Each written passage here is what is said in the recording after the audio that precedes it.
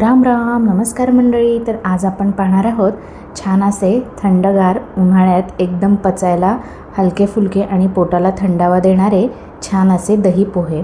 तर यासाठी लागणारं साहित्य पटापट पाहूयात. तर गावठी लाल पोहे, यानंतर उडीद डाळ, यानंतर मिरची, कढीपत्ता, आलं, कोथिंबीर, त्यानंतर दही, त्याच्यानंतर साखर, चवीनुसार मीठ, यानंतर छोटीशी कढई फोडणी द्यायला, जिरे मोहरी, त्यानंतर धने जिरेची पूड, हिंग, तेल फोडणीसाठी, पाणी पोहे धुण्यासाठी आणि कूट पण आपल्याला शेंगदाण्याचं थोडंसं 1 चमचाभर वापरायचं आहे आणि दूध थोडंसं, दही आंबट असेल तर थोडंसं दूध आणि साय असं पण घालायचं. तर छान असे पोहे धुवून घेतले, त्यामध्ये मस्त दही आणि दूध मिक्स करून घातलेलं आहे. मीठ चवीनुसार, साखर पण चवीनुसार घालायची आहे. यानंतर आपण कोथिंबीर चिरून घालणार आहोत.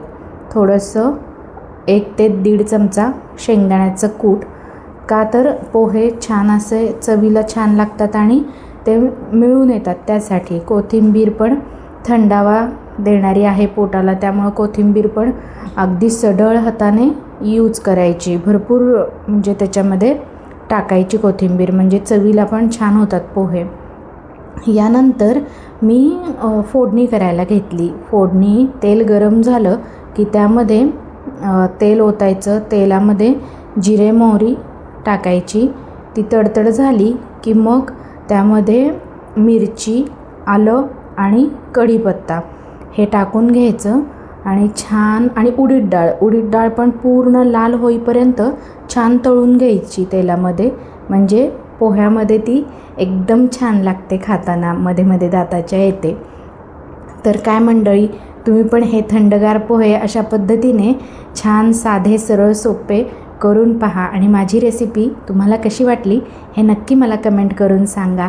तर चला तर मग मंडळी, केव्हाही काहीही खाण्याची इच्छा झाली असेल तर मनसोक्त खात राहा, कारण हा जन्म पुन्हा नाही. तर त्यासाठी मस्त खुश राहा, आनंदी राहा, मजेत राहा आणि माझ्या चॅनलला सबस्क्राईब करा, लाईक करा, शेअर करा आणि कमेंट करून नक्की तुमचा अभिप्राय कळवा.